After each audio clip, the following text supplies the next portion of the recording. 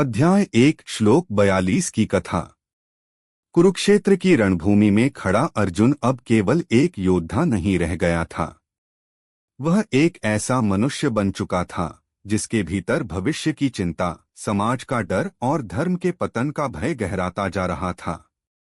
युद्ध की तैयारियां पूरी थीं, लेकिन अर्जुन का मन अतीत और आने वाले कल के बीच उलझ चुका था। श्लोक 42 में अर्जुन कहता है कि जब कुल का नाश होता है तब स्त्रियां दूषित होती हैं, और जब स्त्रियां दूषित होती हैं तब समाज में वर्णसंकर उत्पन्न होता है।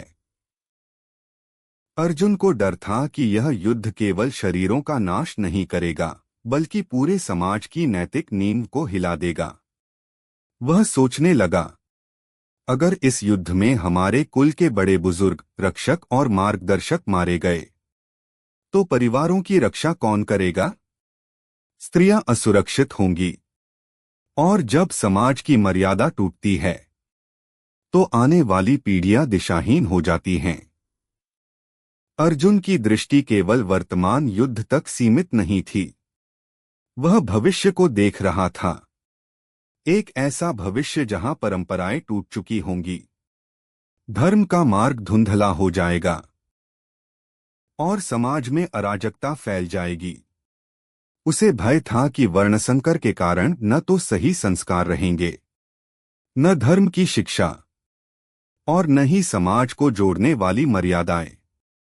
उसके लिए यह युद्ध केवल पांडवों और कौरवों के बीच की लड़ाई नहीं थी, बल्कि संपूर्ण मानव समाज के संतुलन पर एक आघात था। अर्जुन के मन में प्रश्न उठता है, क्या राज्य प्राप्त करने के लिए समाज को अंधकार में धकेल देना उचित है? क्या विजय इतनी मूल्यवान है कि उसके बदले आने वाली पीढ़ियों का भविष्य अराजक हो जाए? कृष्ण शांत खड़े अर्जुन की बात सुन रहे थे।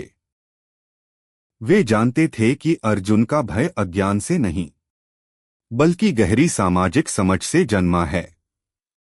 अर्जुन की चिंता में स्वार्थ नहीं था। वह समाज, धर्म और आने वाली संतानों के लिए चिंतित था।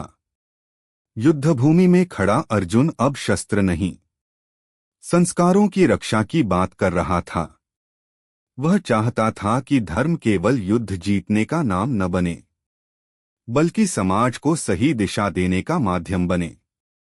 यह श्लोक अर्जुन की उस सोच को दर्शाता है, जहां एक व्यक्ति अपने निजी लाभ से ऊपर उठकर समाज और भविष्य के कल्याण के बारे में सोचता है। यही कारण है कि अर्जुन का यह भय केवल कमजोरी नहीं, बल्कि एक जागरूक मनुष्य की चिंता है। कथा का संद सीख: समाज की नींव परिवार और संस्कार होते हैं। यदि धर्म और मर्यादा नष्ट हो जाए तो विजय भी अर्थहीन हो जाती है। कोई भी निर्णय लेते समय उसके भविष्य पर पड़ने वाले प्रभाव को देखना आवश्यक है। सच्चा धर्म केवल जीत नहीं, बल्कि समाज का संतुलन बनाए रखना है।